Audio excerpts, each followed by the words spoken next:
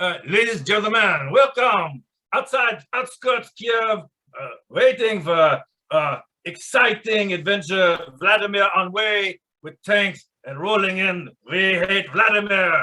Putin, go back to Moscow. Right now, no like the oligarchs. Oligarch Vladimir, top of hate napkin. This hate napkin. Welcome to.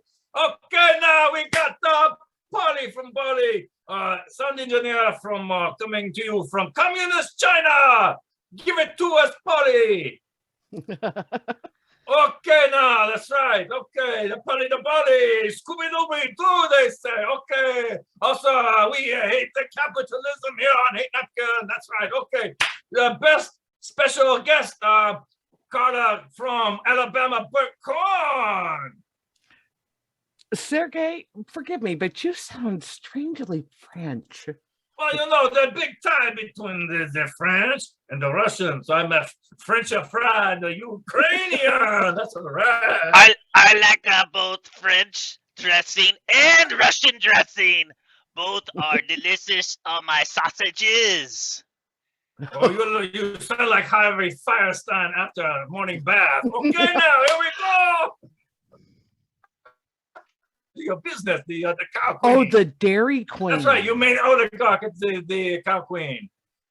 I'm the Sprinkle Queen. Yeah, oh, okay, that's right. Sprinkle Queen. Ooh, that was my nickname in high school. The Sprinkle Queen. Yeah, that's what Harvey told me.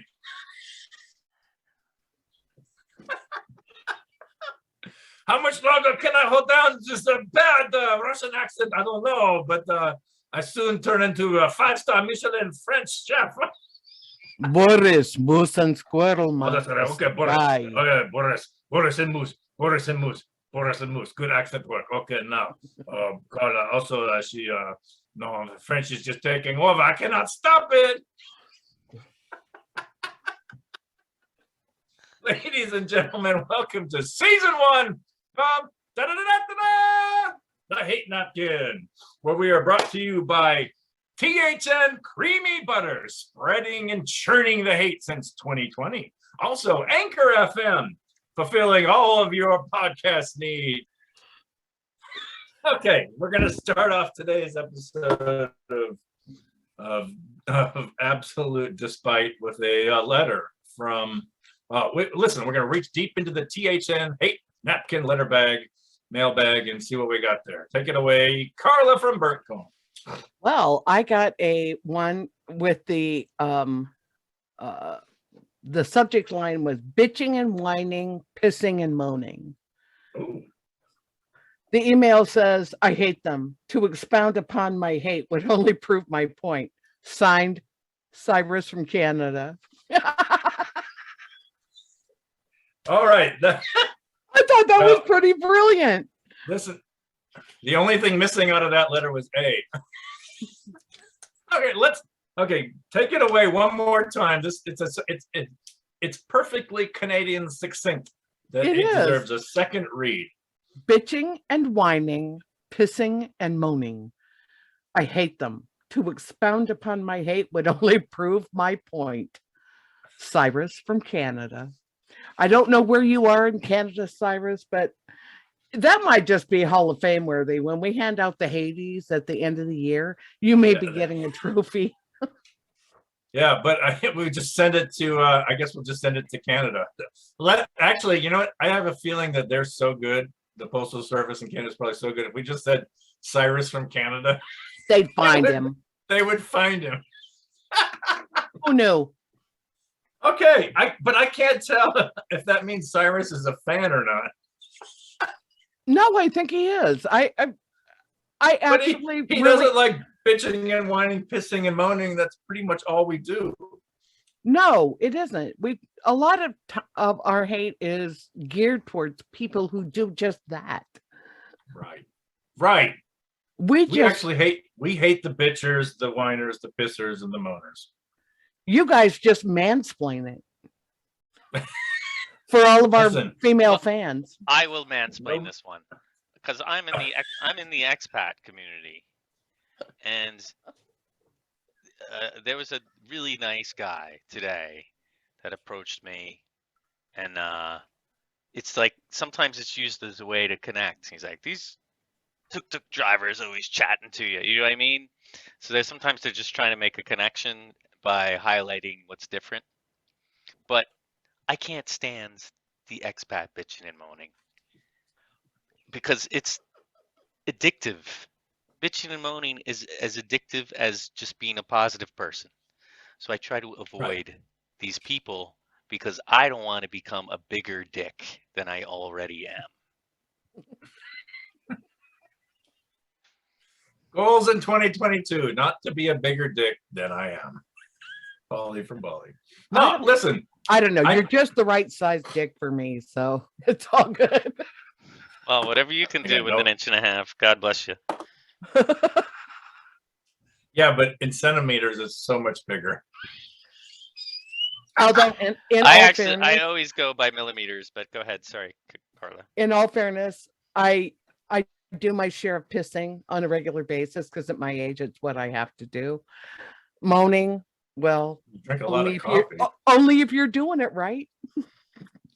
Here's the thing, though. I've traveled the whole world over too. And here's the thing: whenever somebody meets an American abroad, when you're abroad and somebody knows that you're American, they instantly want to unload all of their complaints upon you of our nation, of which the United States is sort of the Moby Dick, the white whale of complaints.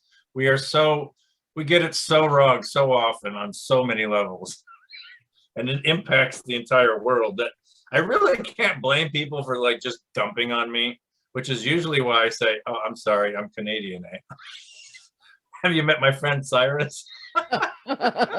Honestly, because just to avoid that, because when I'm traveling, I don't want to spend listen, there's a reason I'm traveling, and that's to get away.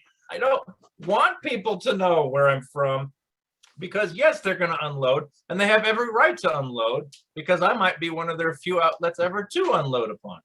But just speaking that French accent, they'll never know. Oh, that's right, man. I am a man, the Ukrainian Frenchman. Leave me the fuck alone. I got my crazy mixed shopka. I will defeat you with my furry hat. Something like that. Yeah. So yeah, totally get that, Pauly. And as an expat too, I mean, there's a reason you're an expat, right? You're enjoying living somewhere else. And I can see why expats just want to bitch and moan about where they came from. Oh no, they're bitching about moaning where they are, which is intolerable. Well, then go back. Right. If you don't like it here, go back to Topeka. Right.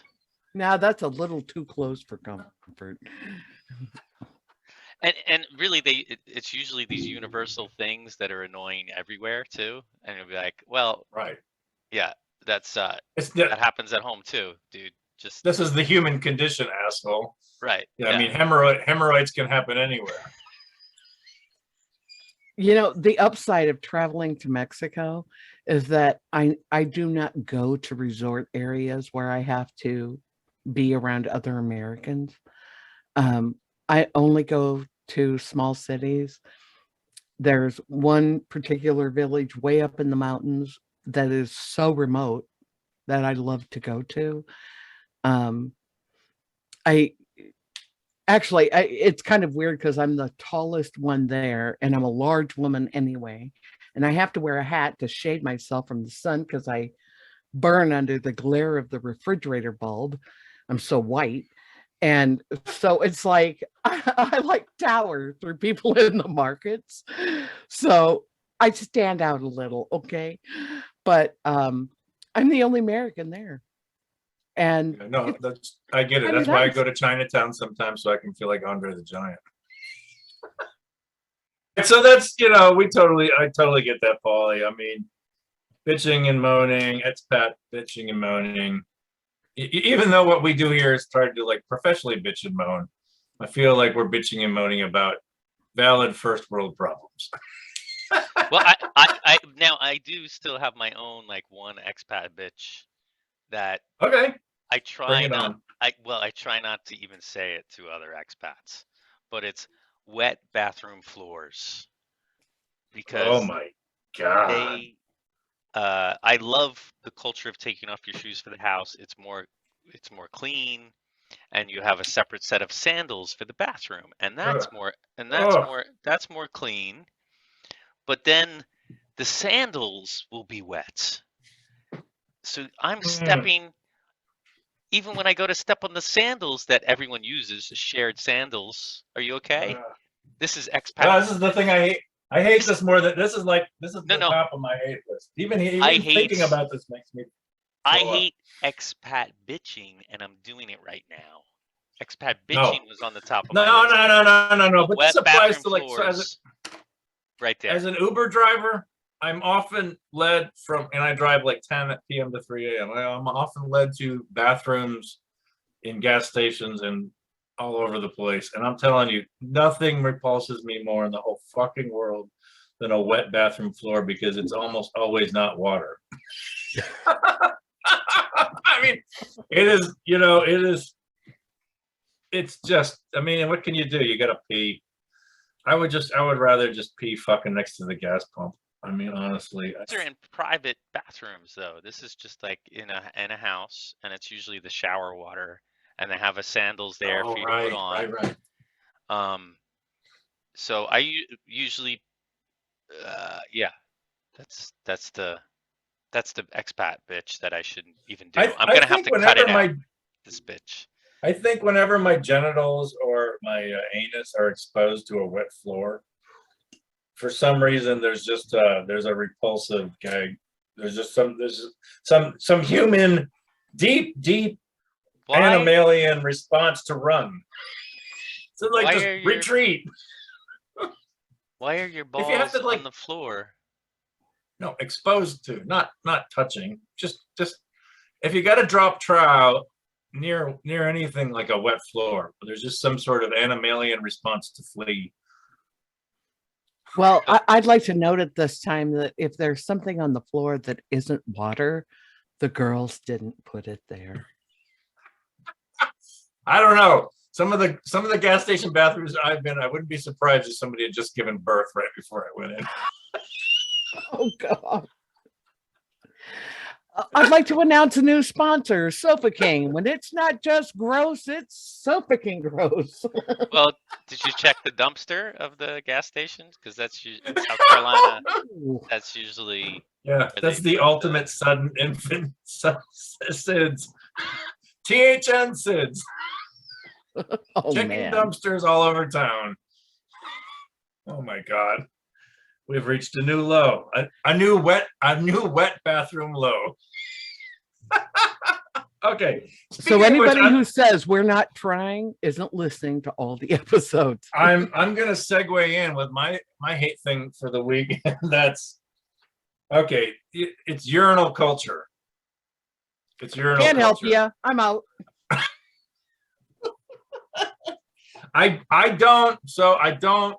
I don't like finishing at the urinal at the same time as somebody else.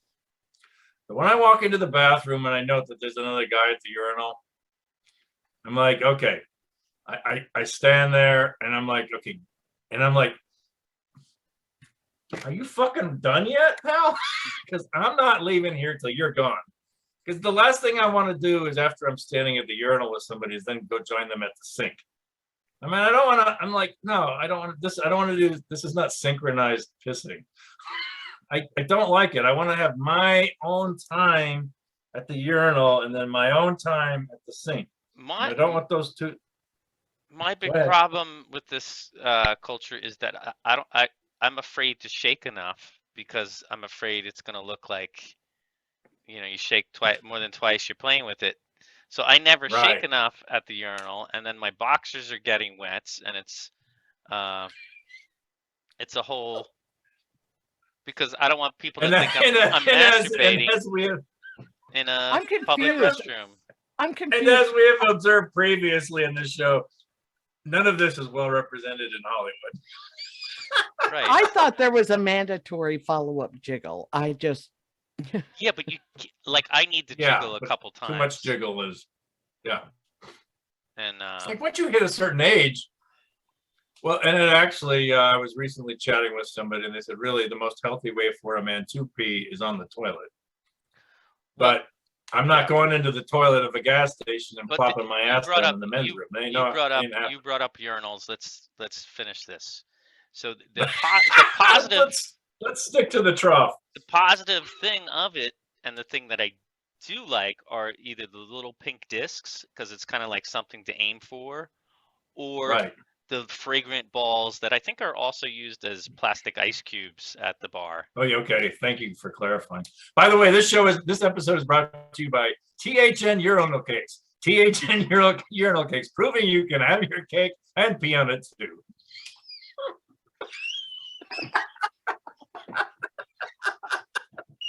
I'm dying here. Okay, here's another thing I really hate. I really hate this. Is I'm taking a whiz and some dude is in the John. He's in the toilet. And he finishes. I'm done. I'm ready to go to the sink. But he's flushed and he's about to come out of the crapper. I don't want to be near that guy. I don't want to be within 10 fucking feet of that guy. So I will just stand at the urinal. And then it's kind of like Lotto Guy. Then you get the fucking idiot that sits there at the sink for like 25 minutes. Like, wash your hands and go, dumbass. What the hell? You're going to like check your nose hairs, whatever.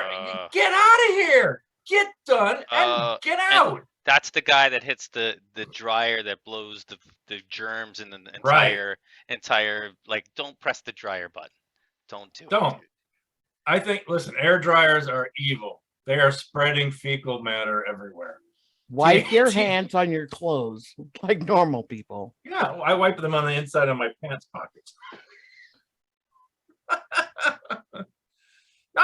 Air dryers are bad. I mean, anyway, so there's a whole urinal culture here that's totally misrepresented in literature and the arts. What about, how do you feel about the auto flush, where you walk up to the urinal and then it's flushing on you before you've even started peeing?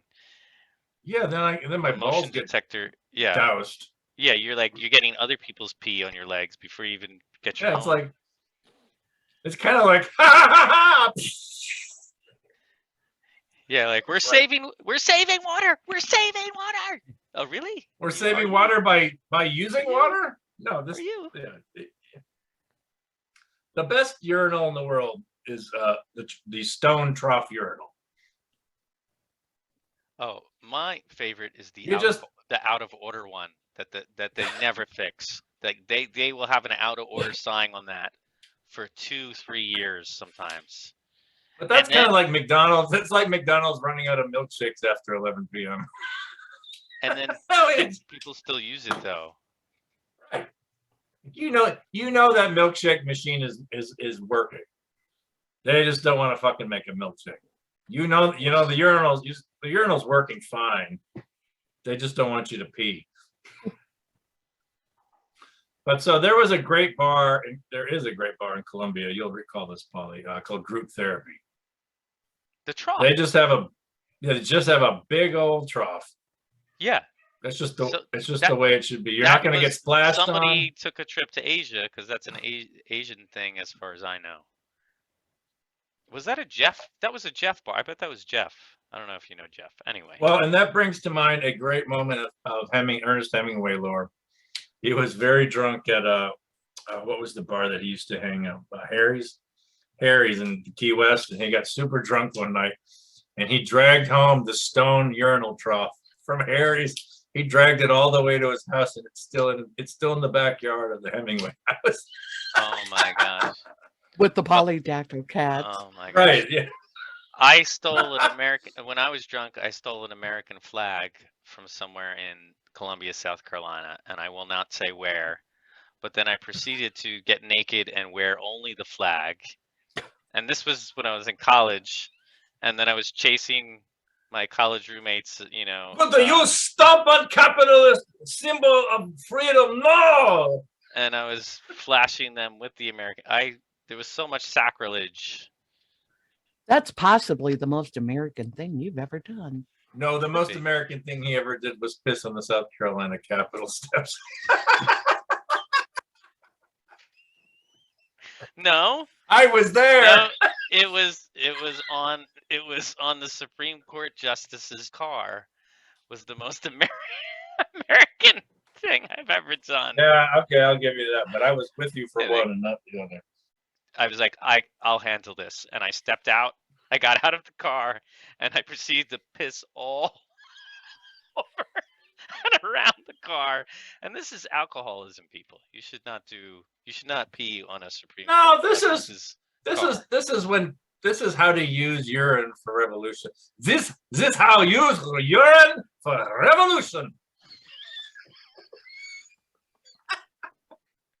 I think, okay, folks, this has been season 1, episode 35 of the Hate Napkin. By the way, you can visit our site, www.owehatethews. Just go to thehatenapkin.com. That's thehatenapkin.com.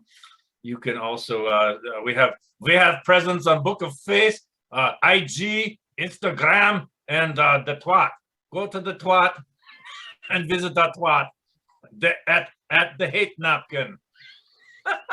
But we're not quite done yet. I've got one little story to tell, and then we're going to close up season 1, episode 35. And that's how I got this shapka. I think so. This is a Russian shapka. It's made out of mink, actually. So don't go throwing paint on me, folks. Out there, I didn't kill the mink. I was in Istanbul with my good friend, and we were walking through the bazaar. There, the big bazaar, and a Uzbeki guy walked by me in this hat, and I was like, I need that hat. And my friend Umran, who's Turkish, said, "What?" I was like, "Would you let's go talk to that guy." So we went to talk to him, and he's from Uzbekistan, and we chatted a little bit, and then I said, I covet your hat." And my friend Umran, what is covet? I'm like, tell him I'm dying to have his hat. And and we're like, so of course we talked about the hat. And I was like, I'll buy the hat. I want to buy his hat. And she's like, really? You're gonna buy his hat? And I was like, just tell him I'll give him whatever he wants for it. And so they chatted, and she said, how about $30? I'm like, $30? Here's $30. This is like $100 hat easily. This hat can be worn. I've worn this hat in 20 below zero weather naked with only this on my head. And I was warm. And I was warm. My whole body just felt cockles. Well, you look like a cockle with it on. You should see it on my cockle.